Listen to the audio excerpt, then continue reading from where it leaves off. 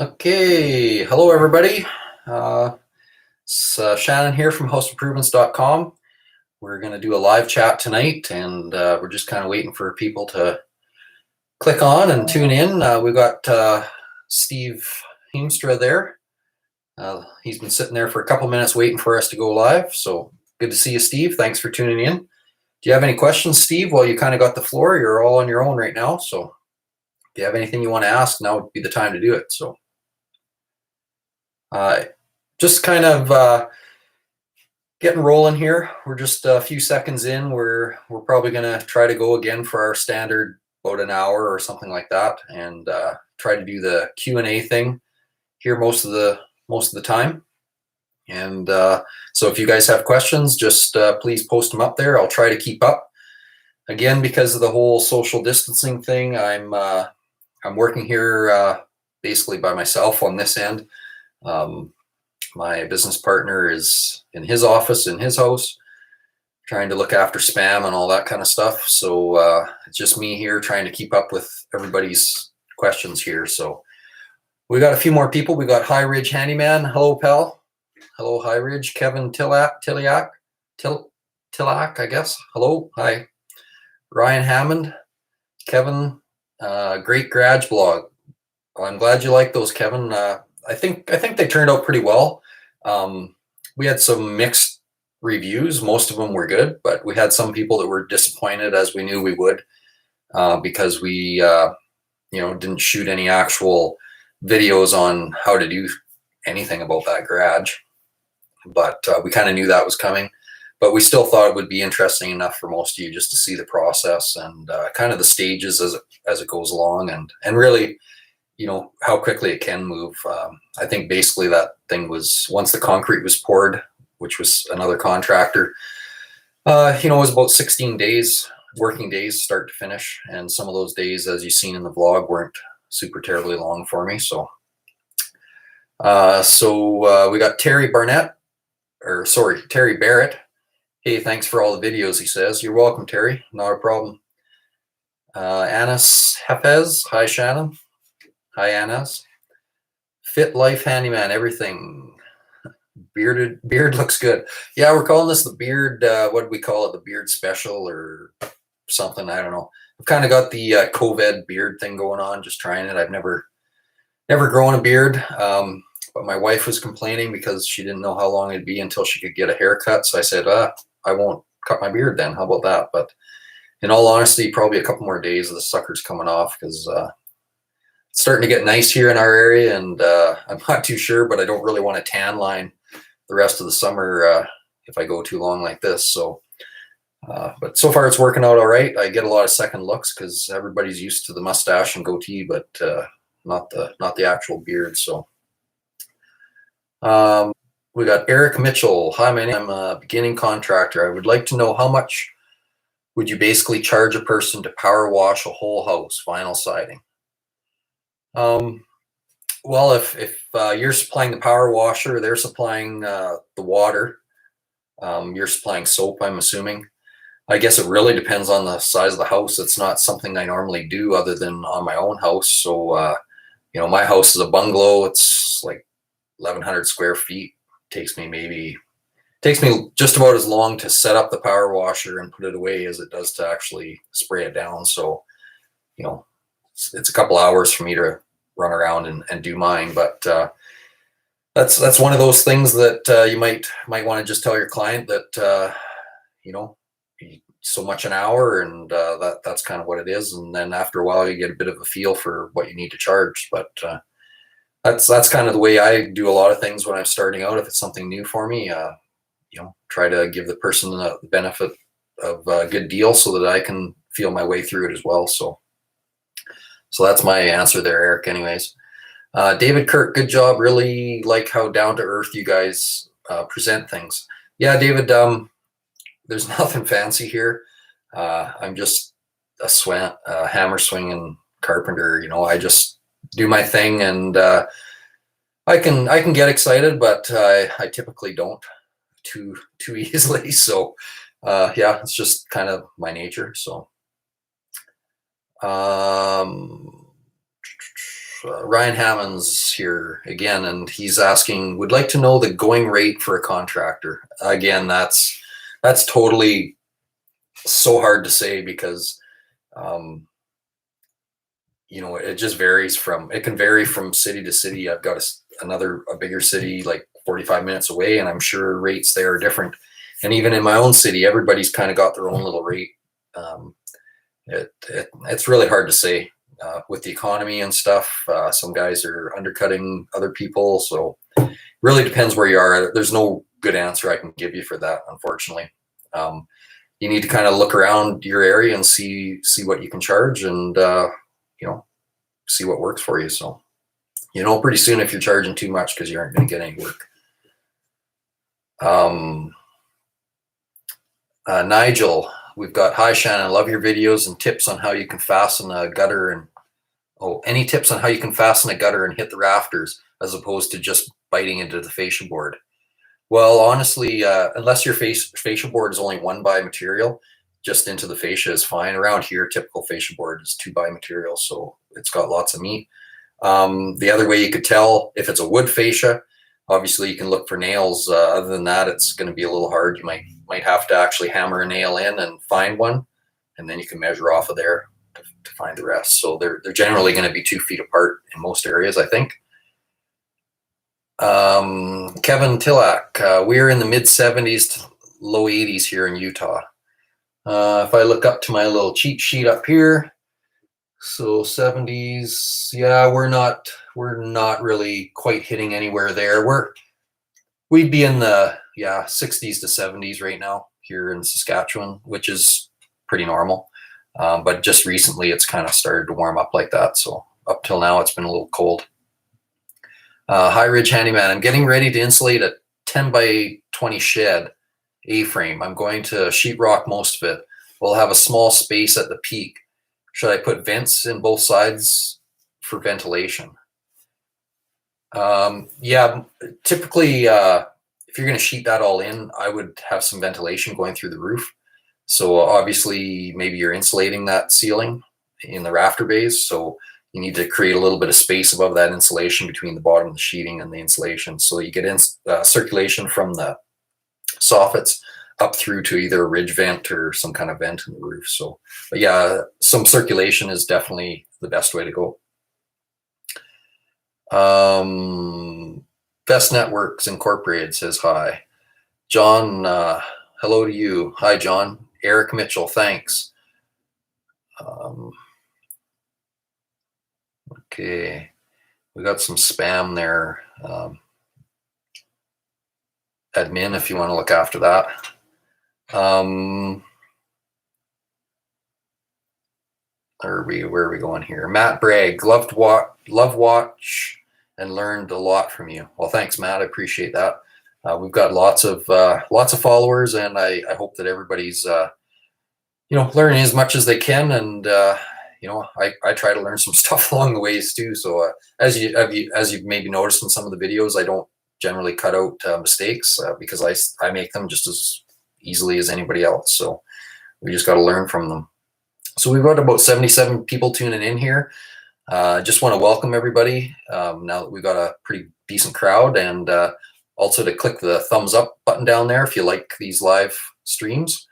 That really helps us and lets us know what everybody's thinking. So we got Monteparty, nice Corona beard. Yeah, I got the old beard thing going here the last month or so, and it's filled in pretty good, other than this gray that I always had. So where are we? Captain Amazing, what's up? Love your videos.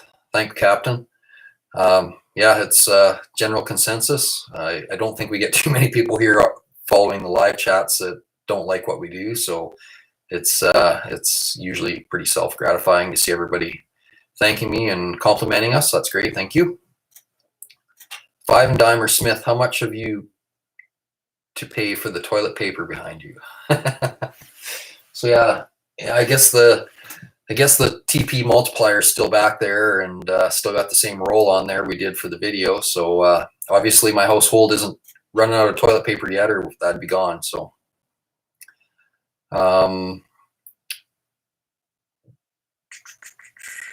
Junior Medina, did you say Utah? Thought you're from Canada.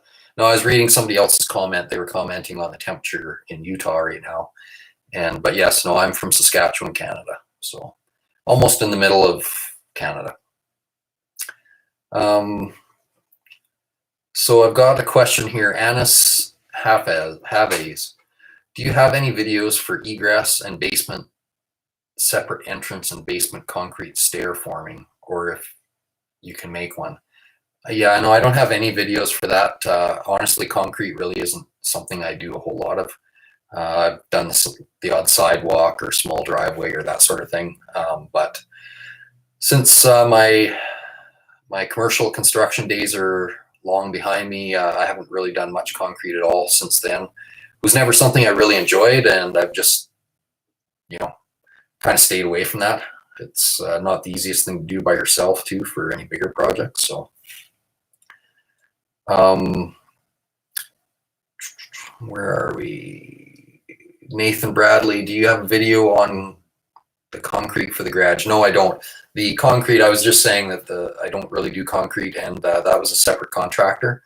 So I don't really have anything at all. There was nothing even too much mentioned about that in the vlogs, obviously, because it wasn't anything that I had done. So unfortunately, no. Top series. Hello, I'm planning on building an attached 24 by 26 garage with family room above. That's a nice addition. Great. If you don't use a general contractor and I find my own subcontractors, how much money can I save? Well, that's a little bit hard to say, but you're probably going to save likely around 20% of what the original bill would have been. 10 to 20%, I would estimate. Depends on the general contractor and how much work they were going to do themselves, or whether they were just going to manage and hire out everything. So there's definitely some money savings to be there, as long as you've got the time, and you need enough knowledge to be able to schedule your subs and keep everybody moving and know what everybody's supposed to be doing at the right time and have them there. So you can save some money that way, but sometimes it makes the job go a lot smoother by having someone hired that does it for a living. So, and plus they have contacts already, right? So there might be guys that they know are good and they use all the time. Anis Hafez, are you from Saskatchewan? Yes, I am. I am from Saskatchewan. Ezra, great show. What type of insulation brand do you recommend for insulating a garage concrete floor to convert into a living space? So you've got an existing garage floor, I would understand, and probably honestly what I would use is one of the subflooring products. Drycore and Barricade are the two that come to mind right now, and they both got insulated panels and non-insulated panels, so that will create a little bit warmer feeling for your feet anyways. So we actually have a video, if you look through our channel, where we compared some of those products and one for installing them too. So that's probably what I would use. They're pretty easy to use. They're 2x2 squares, so it's easy to handle and put together. Midnight Wolf, how long would it take to install a 15 square roof by yourself? 3-tab shingles. Well, 3-tab shingles really aren't hardly even used here anymore, other than for caps and stuff. But that, and you're just talking install, so 15 square on a roof that's just a gable roof with no valleys or anything, really can go pretty quick. You can have that done in a day if you don't have to strip. But if you got to strip and you're by yourself and everything, it's going to take you more than a day, that's for sure. Alex T, hi, what would you do with mold along the frame of the large garage door? It's from the cold Alberta frost. Garage is detached. So you've got some mold on the frame of the garage door. You can wash that down with some water and scrub the mold off. There's a few products out there, but really bleach and water mixed together usually will take care of that and just scrub it off, and you should be good. So if it's really black, you might have to actually replace the wood if you don't want it there anymore. But if it's just some surface mold, you'll be able to scrub it off. Junior Medina. Hey Shannon, how long did it take you to build that garage you just finished? Okay, so I believe we had 15 vlogs there, which I missed one day in there because I had left the camera on the night before and it was dead in the morning. So it actually took me 16 working days to basically start to finish on that. I had a little bit of help. Obviously, I had help when I stood up the walls and put the rafters on and sheeted the roof. I think I had 4 more guys come that day.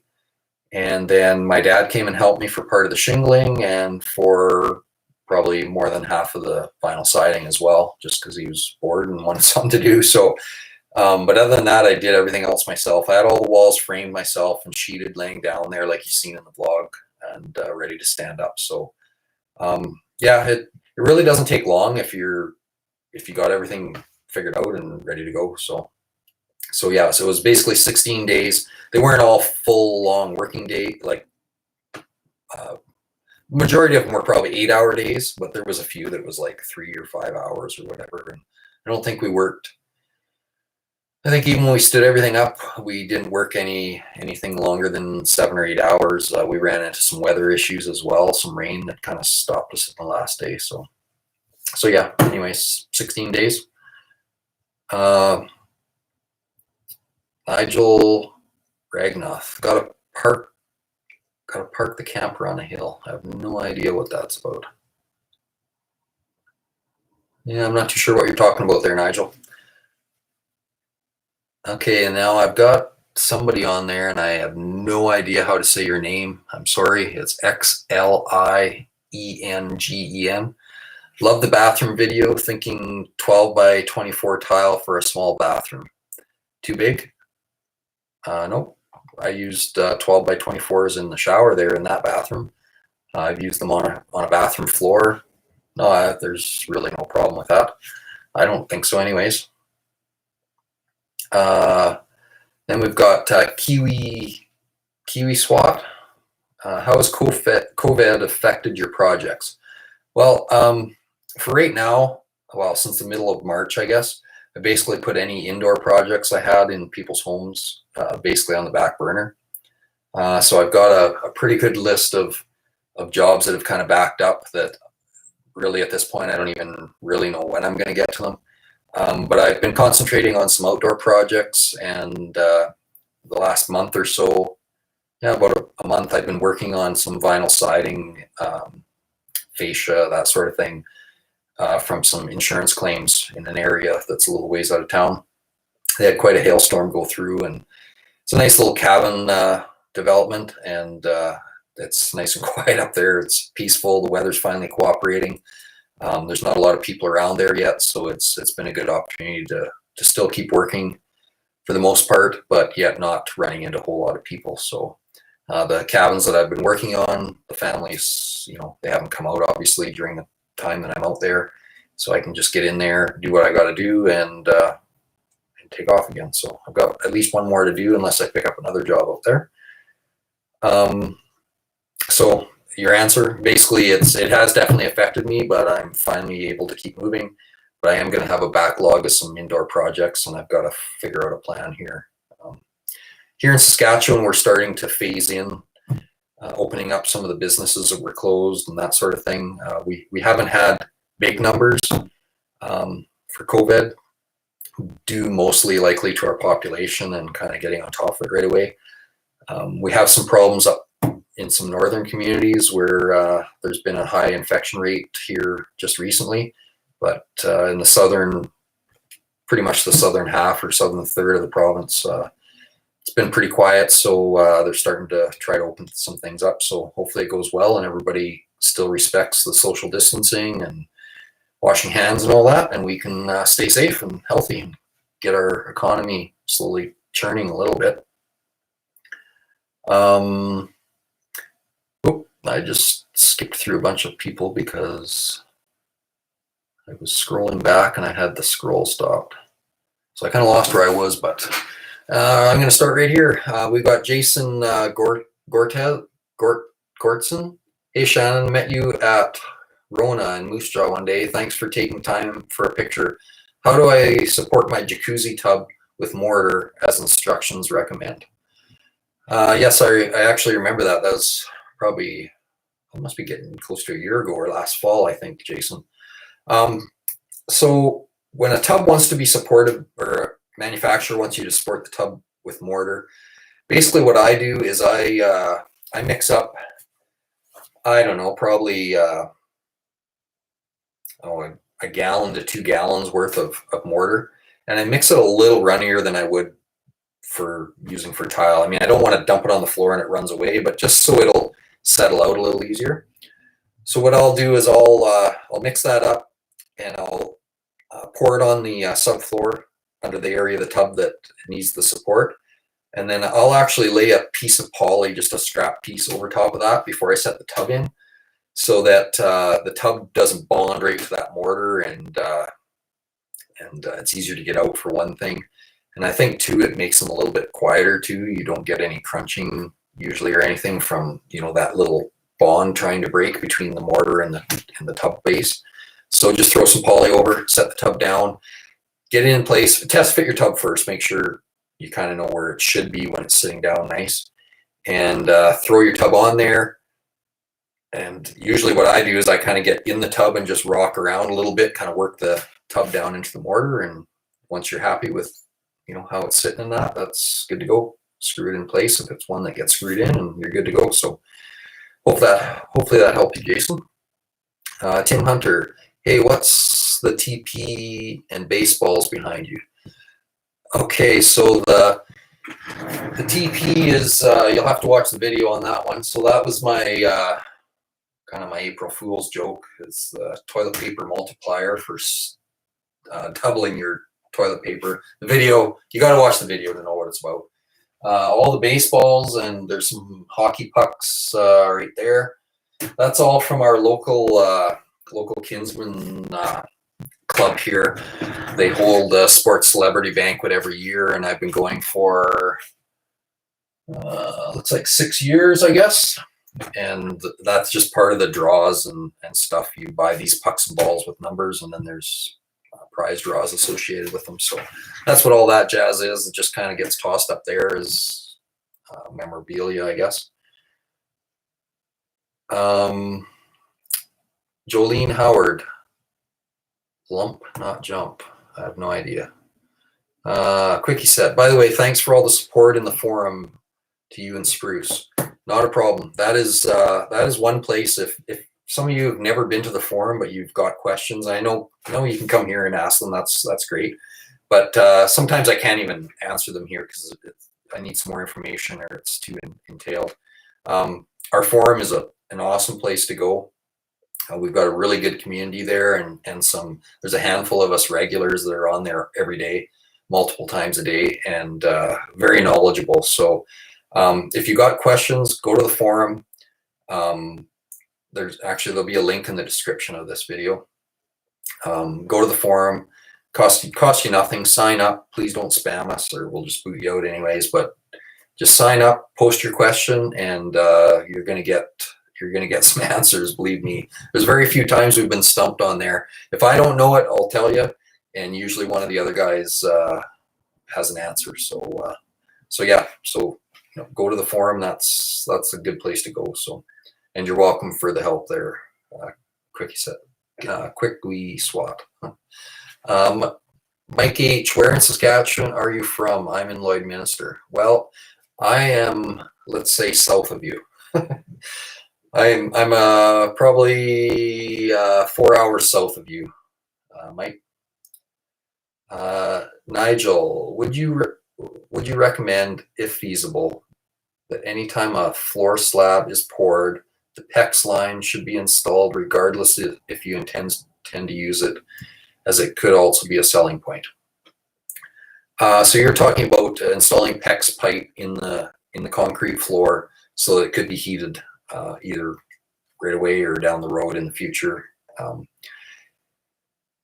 That's hard to say. I mean, PEX pipe isn't cheap. Depending on the amount of area you're doing, like a double garage is going to take, I don't know, it's going to take you a couple 100 feet likely. You're going to have to set up your zones and stuff. If you have any inkling that you might use it later, then yeah, I think it's a no-brainer. For resale, really depends on who's buying. They may not even care. So it's relatively inexpensive compared to the whole garage build. I assume you're talking about a garage. So I guess, what's another, I don't know, even know what PEX pipe is going for these days. Probably up here, it's probably going for, I don't know, the last price I have up there is 71 cents a foot, and that's probably over a year ago. So up here, 75 cents a foot or so. You need a couple 100 feet. I guess it's really not that expensive. So your call. Mark French, how long does a concrete product like Quickcrete need to cure before installing a screw-in anchor? Quickcrete. The best thing is to read the bag, but I would imagine, like, what are you pouring? Are you just pouring over a slab, or are you like got a whole blob there that you want to anchor something to? I would leave it a couple weeks for sure. I mean, you could probably put the anchor in and everything, but don't put any pressure on it, at least for a couple weeks. Concrete in general is 30 days to fully cure. So if that gives you any kind of help there, I would actually look on their bag and see what they say, or check their website. They probably won't get too specific on anchors, but VM Sanger, where to buy cheap building materials in Toronto area? I have no idea. You're a few provinces away from me, so I couldn't tell you. No idea. Do some research, go online. I don't know what you're even looking for, so just shop around a little bit and see what you find. Andrew Parker, what app program do you use for estimates and invoices? So I really don't use an app. My app is this. So most of my estimates are all done on experience, knowing how much time it's going to take, and then seeing what the price of materials are at that time for a particular job. So I really don't use any kind of program for that. My actual invoicing is all like just a Word spread, or not a spreadsheet, but just a Word printout invoice that I made up years ago. Nothing too fancy here. But yeah, all my quoting and that is I don't have certain prices, so much a foot for this or whatever. I kind of look at the overall job and decide what I'm going to do. I don't know. I've done it that way, and that's just my system. So everybody's a little different.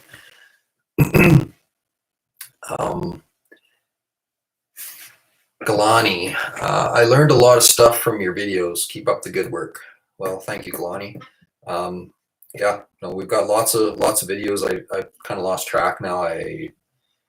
We must be zoning in, getting close to 300. In fact, we're probably a little over 300. I'm not even sure, but yeah, please share a link to all your peeps on Facebook.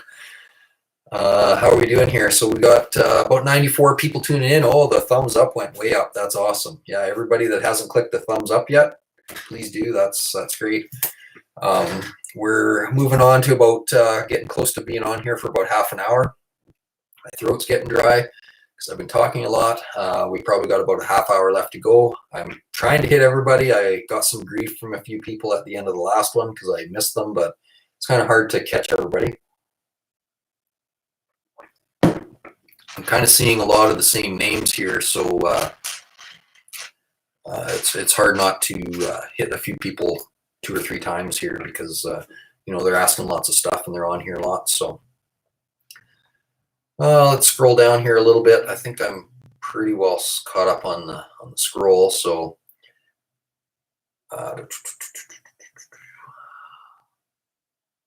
most staff, I learned a lot from you. Hey, no problem. And he says, thanks. You're welcome. George Sobrante, Sabrance. I'm not sure how you say your last name, George, but he says, I'm becoming a pro thanks to your videos. Well, that's a lot of credit to you then too, if you're getting that good at it just from watching a few of my videos. You obviously have some skill as well that's tipping the scales in that pro favor, so that's good. I'm glad you're learning. Mike H, cool. Thanks for answering. Take care. Keep the content coming. Love the full COVID beard. Yeah, maybe this winter maybe I'll go back to the beard. Like I said, there wasn't a lot of people tuned in earlier. We got talking about the beard, and that all came to light just because middle of March there we kind of went into a bit of lockdown up here in Canada, and right away my wife's worried. When am I going to get a haircut next? And I said, well, don't worry about your hair, honey. I'll grow a beard. I won't shave for a while. So it probably took me a week or so till I kind of did just stop shaving and whatever. I think I got about 5 weeks or something on this one, but it's coming off in a couple days. So where are we at? Wheels Wheela, are you in Saskatchewan? Yes, I am. I am in Saskatchewan. Another question. Hi, do you need to duct tape the seams of foam insulation? It depends a little bit what you're doing, and you don't want to use duct tape. You want to use tuck tape with a T, T-U-C-K. That's actually a brand name, but it'll generally be a red sheathing tape. Sticks the best. Honestly, that duct tape, it has a lot of uses, but very few of them are really in with building products. It doesn't stay stuck very well, like if you used it on actual ductwork, because a lot of people think that's what you're supposed to do because of its name. It once it's on a heating system for a while, like on the ducting, and it's been hot a few times, it just dries up and it really doesn't stick. So I mean, it does have a lot of uses, but not in the construction trade, honestly. So yes, tuck tape your seams if you're trying to stop air movement and moisture movement kind of close to 100%. So where was that one? There it is. Okay, so we got that one. We got Vinny here.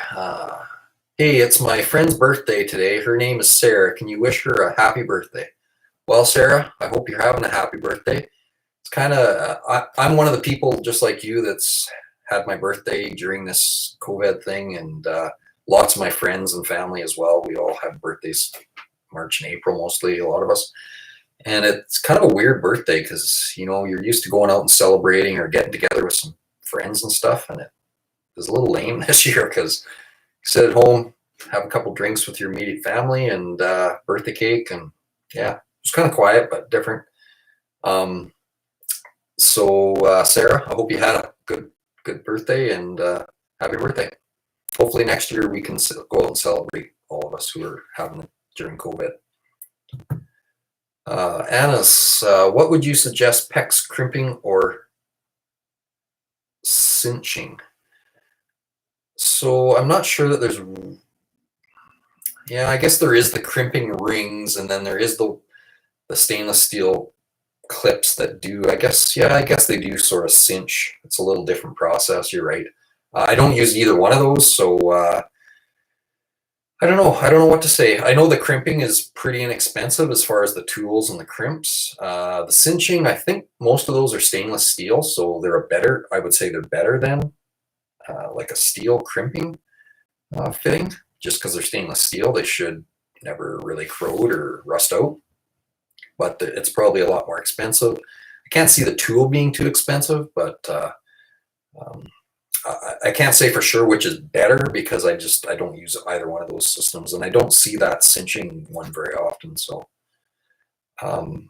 George, please leave this live in your channel because I'm not able to watch it now and I got to go back to work. Thanks again. No problem, George. We've been leaving these up so that anybody can watch them later on. I think originally we intended to take them down, and I'm not saying we won't at some point, but so far we've been leaving them all up, so they just kind of go in the list of our normal videos there, and you can watch them later or rewatch them if you think you missed something or whatever. So no problem, George. Have fun at work. Glad you're working. Stay safe.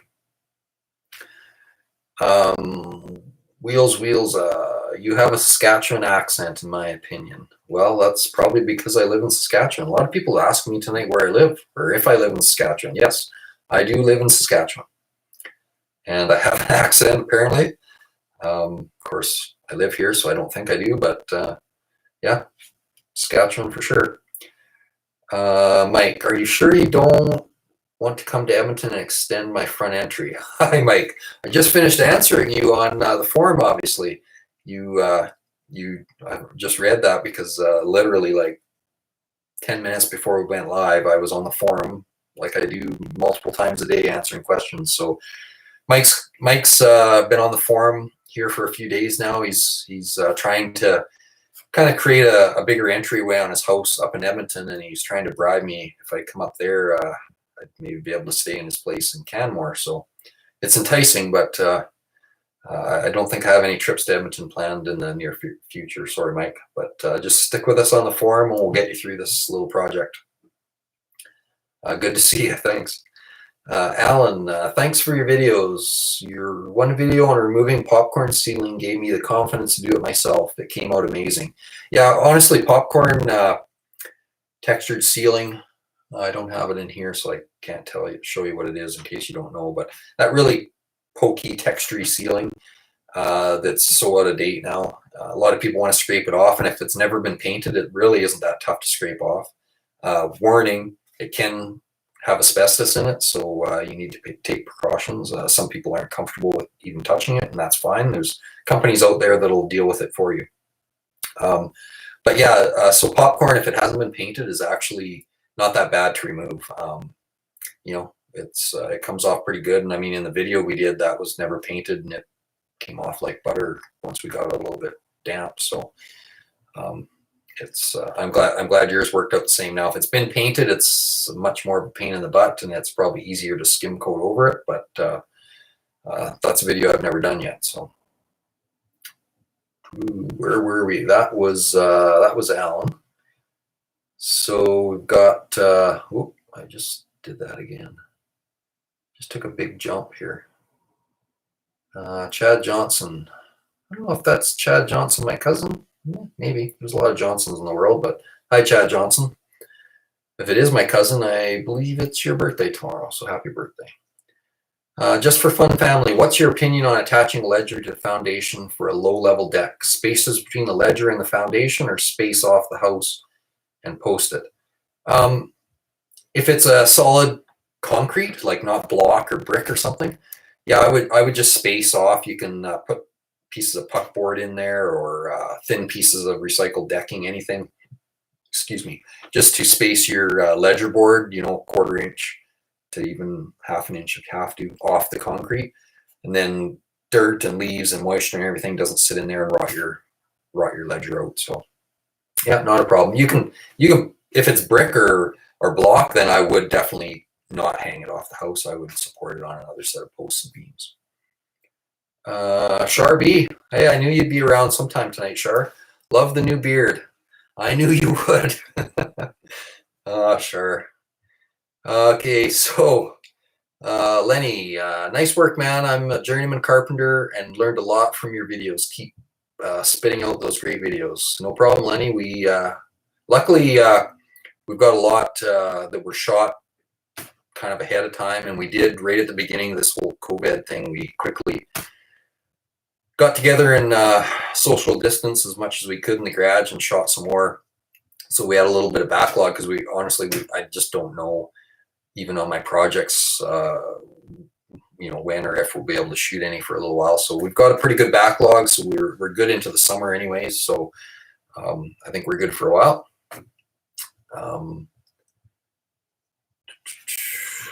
Okay, did I back up way too much or what? I'm seeing Sarah's birthday again.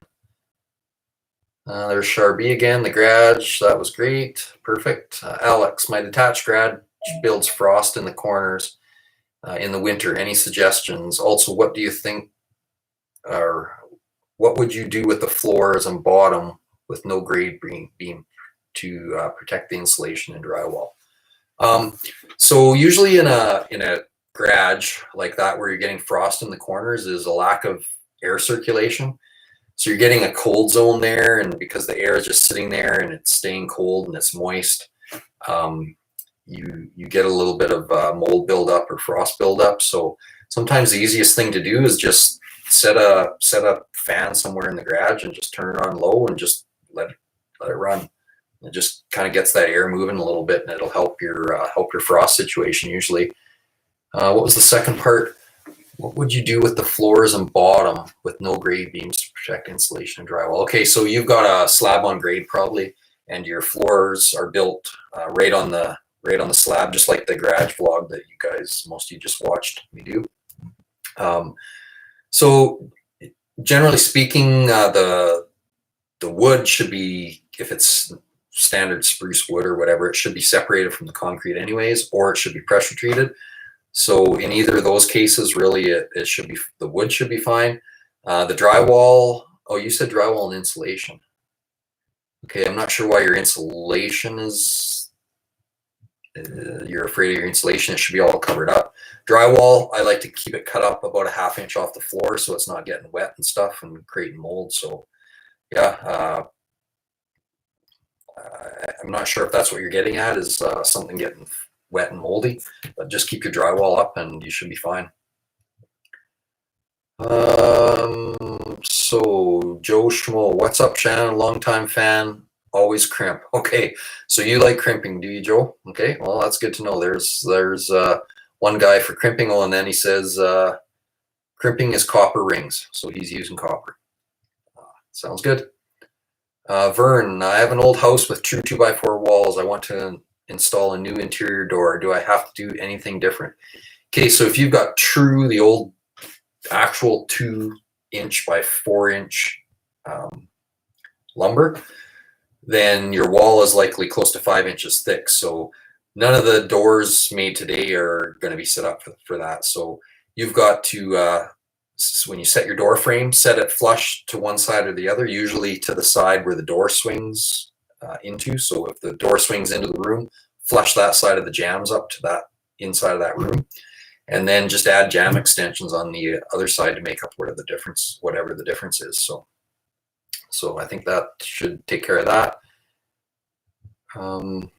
Lenny, that garage could be a studio apartment, shower, kitchen, LOL. That came out great. I really like the whole layout. Great work. Keep it up. Yeah, that customer is really good. I actually sided his home, I think it was the year before. And then he had this big garage project he wanted to do, and I couldn't get it out that year. So we made sure we did it the following year. So that vlog, I know we just released it, but it was actually, that project was actually done a year previous. It was the previous spring. So spring of 2019 is when I actually did that garage. So I would have sided his house in 18. So, but yeah, no, great customer.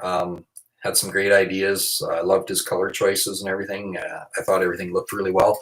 And yeah, that's a nice monster garage. So he's never going to have to worry about or think that he made it too small, because that's going to accommodate him for a lot of years. So, okay. Danielle, let's see. Hey, Shannon. So I am building a playhouse for my daughter, trying to build my own rafters. Any suggestions on the best to do it? It is 5.5 by 6.5 base. Walls are up 4 feet high. Playhouse 4 feet high. Okay, so you don't have it's not a big building by any means, so you can basically use that same method. If you go to my shed building series, I don't know what it would be, about the 4th video or so, I go through building your own rafters for that shed, and really you can follow the same principles and the same style of rafters that I use there. So I would watch the video. If you have any questions, come to the forum. In the video, I also mentioned that on the website there is a cheat sheet for those rafters. So if you go back to the website, you'll find in the miscellaneous, I think it is, you'll find a cheat sheet for calculating those rafters out, like putting in your own specs and for your sizes and slope and everything. So, but anyways, there is a video about it. The cheat sheet is on the website, and you can always come to the forum if you have questions after that. So rehab life. PEX has fittings that are no crimp and not like shark bite. The pipe is expanded to fit over the connections. Yeah, that's actually the system I use. So that's Aquapex by Upro. So what you actually do, and it's a special PEX. You can't just use any PEX for it. You got to use theirs. So you use a tool, or there's a hand tool or a battery operated tool that has an end that goes into the pipe, and you either pump it or hold the trigger or whatever, and it expands the pipe long enough. Sorry, before you do that, there's a sleeve goes on there, expand the pipe, stick the fitting in there, and it has a memory, so it wants to go back there. And that's what I use. It's actually a little more expensive than the other systems, but I really like it. It's very user friendly. We've got a super chat here. I gotta go down to see. Oh, it's Shar. Thanks, Shar. Appreciate that. Shar did a $10 super chat. I like the kid, but it really is a great channel. Thanks for all the help. You're very welcome, Shar. I like bantering back and forth with you when we get a chance to chat. So thanks a lot. Appreciate it. We've got another super chat there, and it's Chaka Gillis, $2, and says, "Good evening. Ryobi is trash." I think you say that every time. We're probably going to get into this big debate now because you brought it up again. But anyways, thank you very much. Joe Schmo, Upro PEX is the one where you expand it. Yeah, that's what I was saying. He says it's the best in PEX, supposedly, but the other kind works just fine as long as you crimp, not cinch. Okay, so you definitely don't. Joe does not like cinching.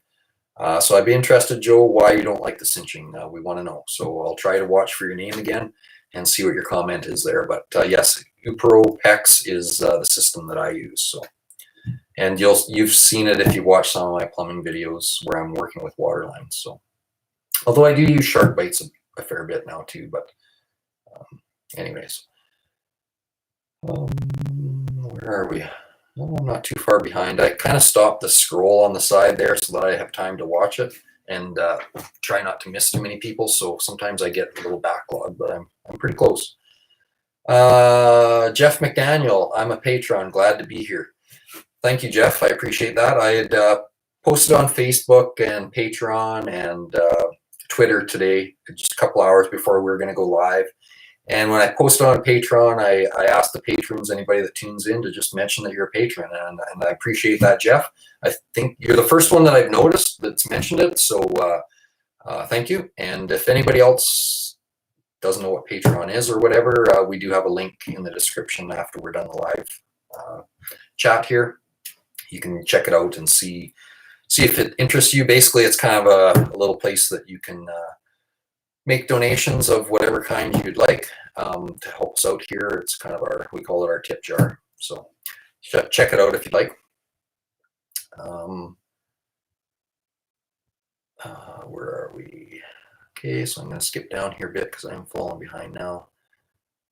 Dave S., do you have any videos on cutting roof trusses and or stair stringers? So I have a video, and we actually just talked about this with another person. I do have a video showing how to cut roof rafters for smaller type structures like sheds, playhouses, that sort of thing. So yes, you'll find that in my Build a Shed series. It's maybe the third or fourth video. So that'll give you some real basics on cutting rafters for yourself. And stair stringers, we did a very small example of that in our deck series. I think it was only like 3 steps or something, and it was more for a deck, not necessarily for your house, but some little tips and tricks there if you want to check those out. So yeah, the rafter one was in the shed series, and the other one is in the deck series. So you can search those on our YouTube channel. Thanks, Dave. What do we got here? Schmucklo 127. Thanks for your vids. Help me a lot. You're welcome. No problem.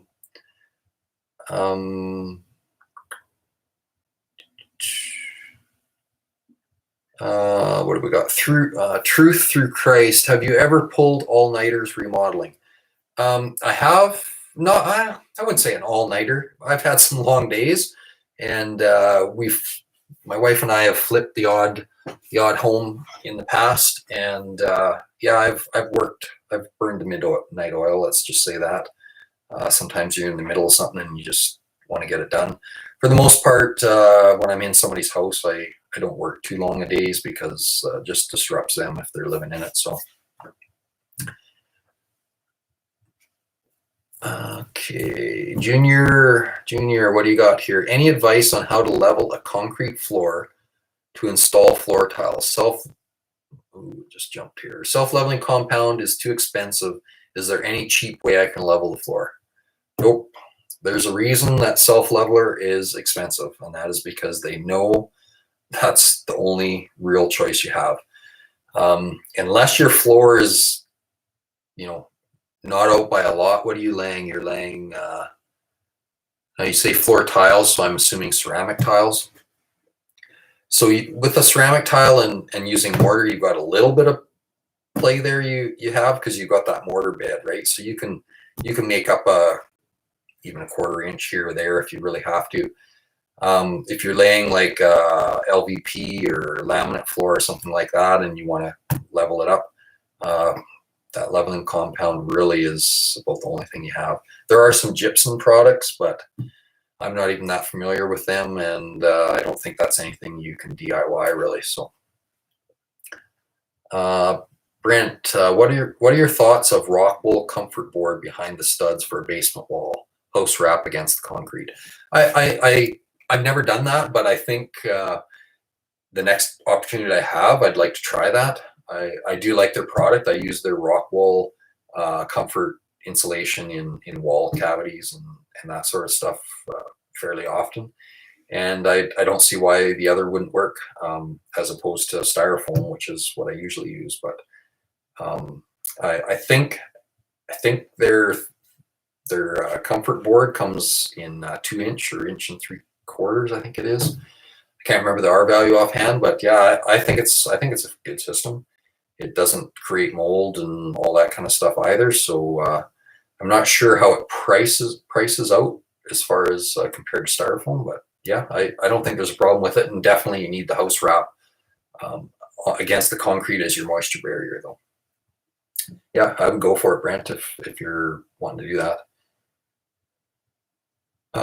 Sarah, do you have any or know of any good videos on building a gambrel roof? No, I don't have a video for that. I've never actually built one, but they are an interesting roof. It's kind of I don't know, I'd call it like a barn shaped roof where it goes up like that. No, I don't even know of a video offhand. Just search it. YouTube's your friend. Search gambrel roof and you'll come up with probably 20 videos. So sorry about that, Sarah, but I just don't have one. There's our super chat again. Weekend handyman, love the videos. When leveling a bathtub, how level does it need to be? Max instruction says perfectly level. Not sure what that looks like in the real world. Yeah, you're right. Level doesn't always mean level. Sometimes you got to kind of find that happy medium where you can work with it. Let's put it that way. The more level your tub is, though, the easier it's going to be to build off of that if you're tiling or doing a tub surround or acrylic walls or anything like that. So just keep that in mind.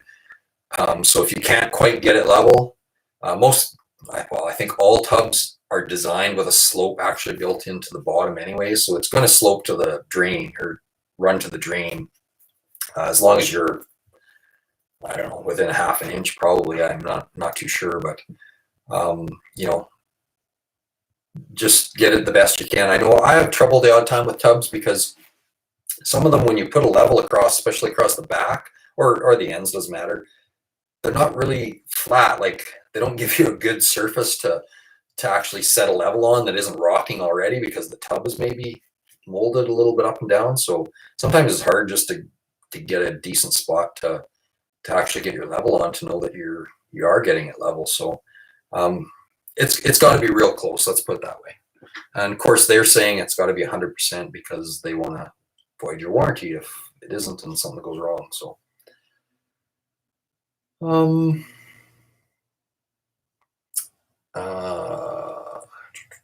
Chris 8105. I have a room underneath my garage. The concrete walls sweat down there, and I have to use a dehumidifier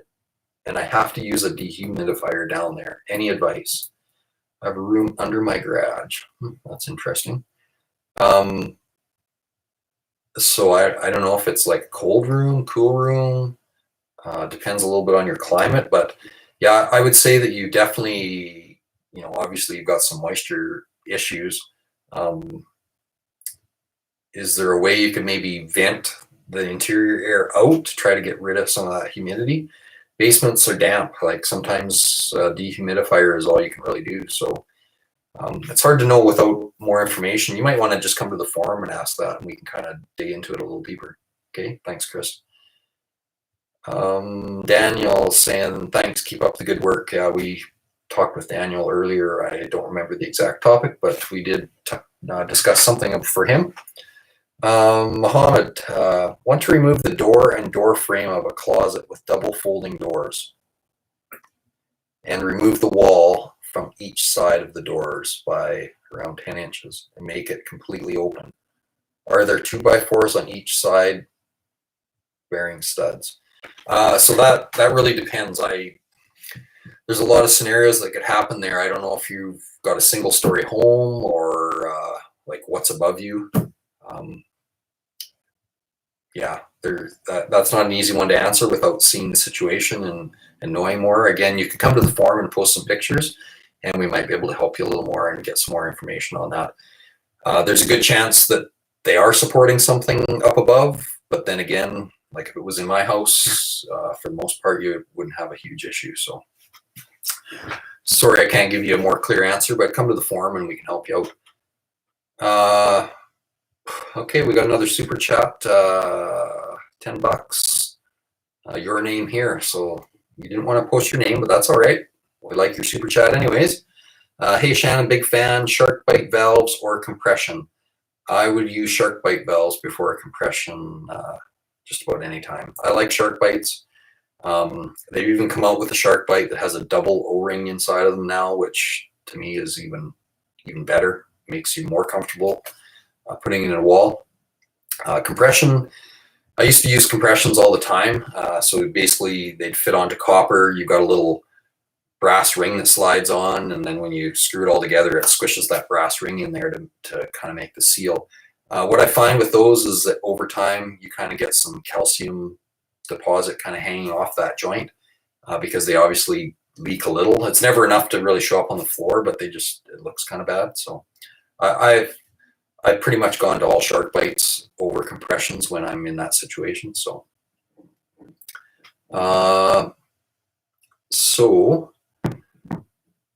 where are we? Dr. Mario Pepper. Shannon is the best. Thank you very much, Doctor.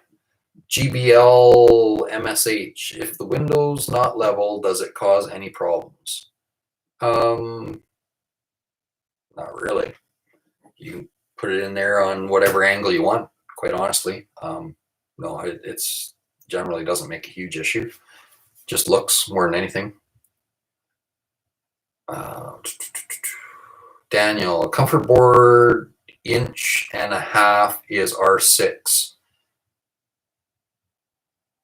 I'm not sure what all your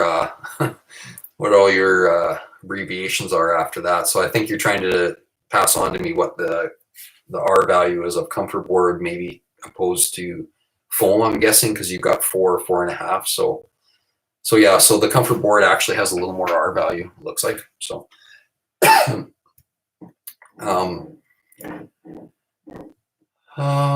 Daniel, replacing LP Smart side panel. Do you need water barrier on it for a desert mobile home?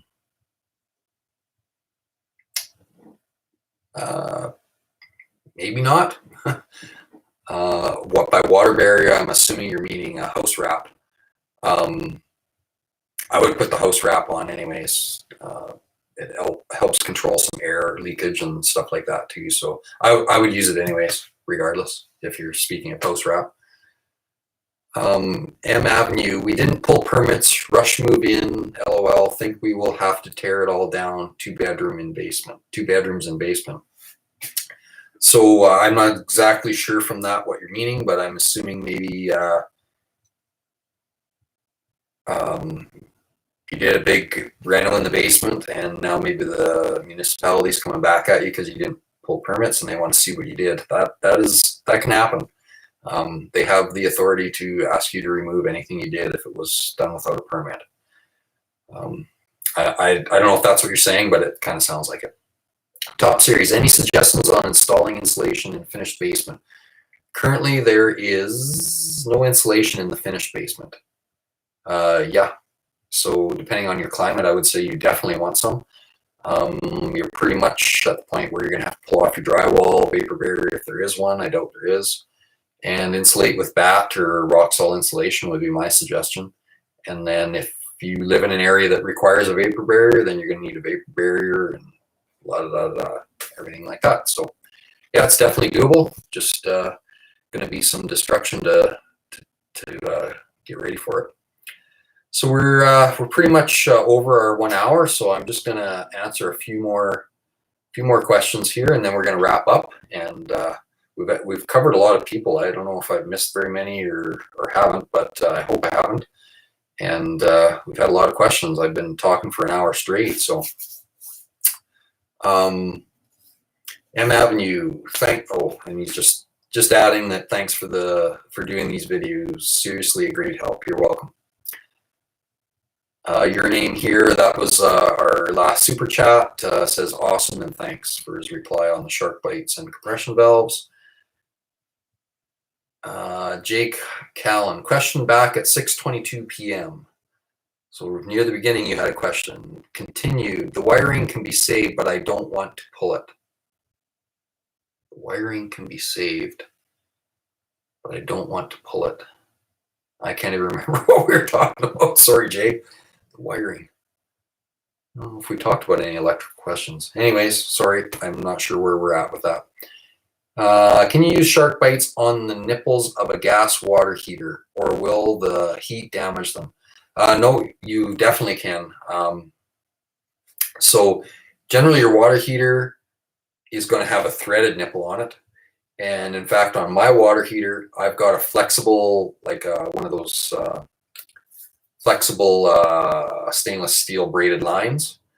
So it's got a threaded fitting that fits down onto that fitting there. It actually probably has some kind of a gasket or O-ring in it. And then at the other end, I think the piece is 16 inches long. At the other end, it's a shark bite that clips onto the copper piping in my case. So yeah, no, it should be fine. They're rated at a pretty high temperature anyways. I just forget what it is. Okay. Alex T, thank you for your video, Shannon. I really learned from the wiring ones, etc. You're welcome. I am not an electrician, but through the years, I've learned a lot of things about some basic wiring, which I've tried to pass on to everybody. I'm doing less and less of my own electrical lately because my son is becoming an electrician. So a lot of times I get him, or I've just kind of adapted to hiring my normal electrician for a lot more stuff. But sometimes I'll do the rough ends still, and then they come and do all the hookups. So I enjoy electrical. I just don't have the time anymore for it. So Nathan, can you talk about replacing the laundry sink? The sink is in the wall. I want to replace the pipes and run through the floor. So I'm assuming you have a sink mounted on the wall and all the plumbing is in the wall right now, and you want to get it out of the wall and into the, so it's going to depend on the floor. I'm going to assume you're talking about a basement, so maybe you have a concrete floor. So I don't know where those pipes come from though either. Your drain pipe's obviously going down, so if you want it actually out of the wall, you might have to actually open the floor up, find out where it is, and bring that pipe inside. The water lines are likely coming from up top if you're in the basement, or sideways or whatever. So same thing, you just got to find those pipes and get them on the inside or the outside of the wall if you can. So a few questions there. You could maybe bring that one to the forum too. It might be easier to discuss. Where are we going now? I'm just trying not to hit too many people that I've already talked with a few times.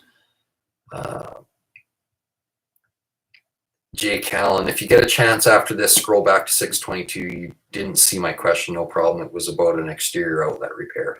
Okay, yeah, sorry, Jay. That's why you had me lost on about the wiring there. I didn't think we had talked any electrical earlier.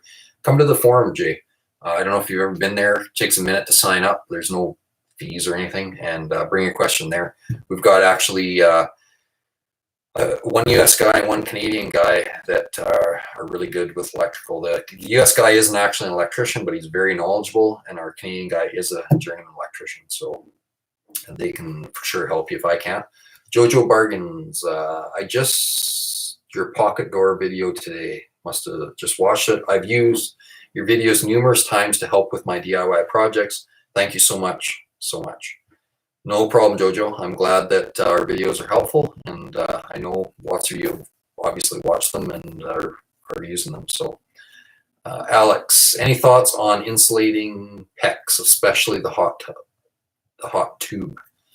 Yeah, you can still use those styrofoam insulators and put it around the PEX. As far as I know, there shouldn't be any issues. The only problem with PEX is it's usually attached to framing and stuff a little more often, so it's a little harder to put that kind of stuff around it. So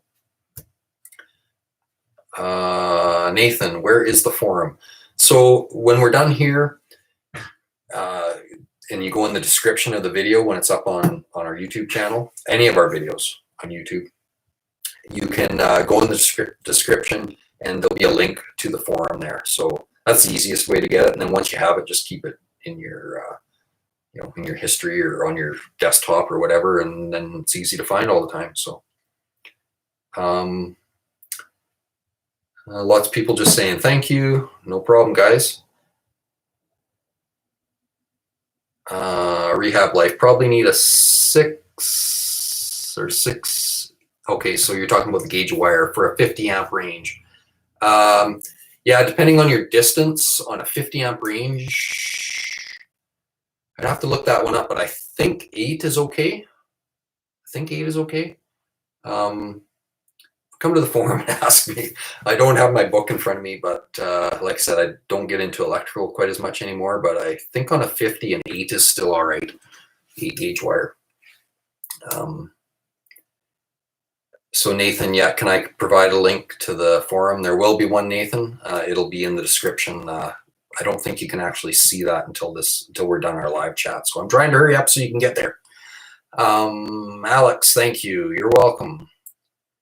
M Avenue, tell us a good joke. We all could use that with the lockdown all over the States. You know what? I'm a terrible joke teller. I love jokes, but you could tell me a joke right now and I couldn't repeat it because my memory is so bad.